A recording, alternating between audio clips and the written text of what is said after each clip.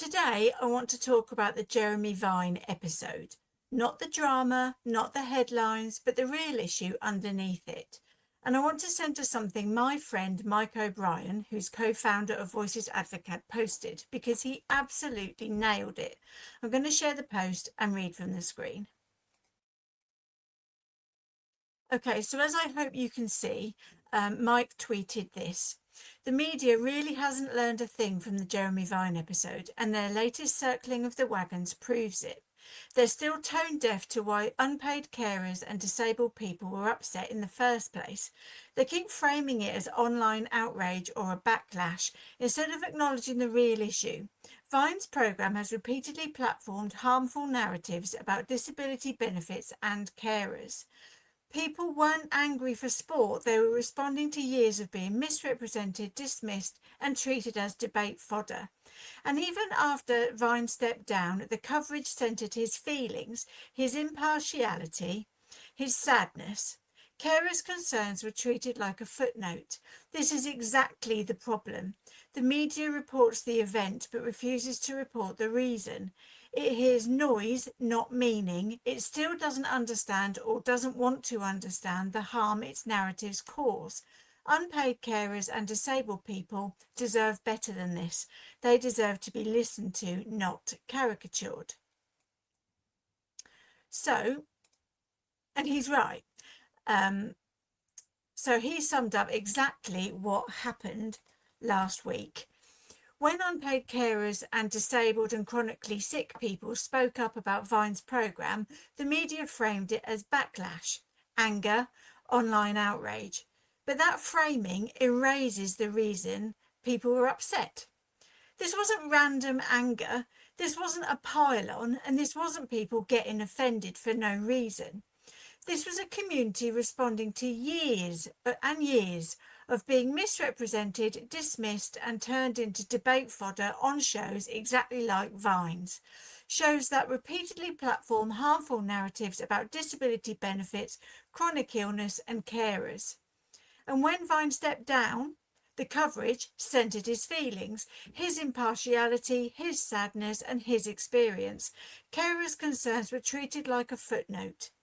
That's the imbalance that Mike O'Brien was talking about. Jeremy Vine has publicly said he supports carers. He has a friend who is one, and that he's just the host, simply presenting both sides. But here's the thing. Not every issue has two legitimate sides. This is exactly what Stripey Lightbulb CIC, the other social enterprise I founded, wrote about in 2022 in our analysis of populism and journalistic balance in response to an Emily Maitlis lecture that she gave in 2022. When the media insists on balance in situations where one side is evidence-based and the other is rooted in stigma, misinformation or populist narratives, the result isn't neutrality, it's distortion. For ME, for chronic illness, for disability benefits, for carers, this balance has meant one side is lived experience, medical reality and social harms, and the other side is suspicion, stereotypes and political talking points. That's not balance, that's bias dressed up as impartiality. And Jeremy Vine's show, unfortunately, is far from the only one doing this. Across TV and radio, disabled and chronically ill people are routinely framed as burdens, cheats or problems to be solved. Even the ticker tape on these programmes shows the bias. Loaded questions, insinuations, framing that assumes guilt or doubt before the conversation even begins. Mike O'Brien's point hits hard. The media keeps reporting what happened, but not why it matters. They hear the noise, but not the meaning. They see the anger, but not the harm caused. And they recognise controversy, but not the context. And that's why unpaid carers and disabled people and people with chronic illnesses feel invisible in these stories. Not because they aren't speaking, but because the media refuses to listen or platform us. And this is where I want to speak directly to Jeremy Vine and his production team. If you genuinely support carers, if you truly believe you're neutral, then look for the why. Why do so many disabled people, chronically ill people and carers actively avoid your output? Why do they switch off your show, skip your segments and brace themselves when disability or benefits crop up? Why were so many upset when you were chosen to present the Carers UK event? These reactions aren't mysterious, they aren't irrational, and they aren't online outrage.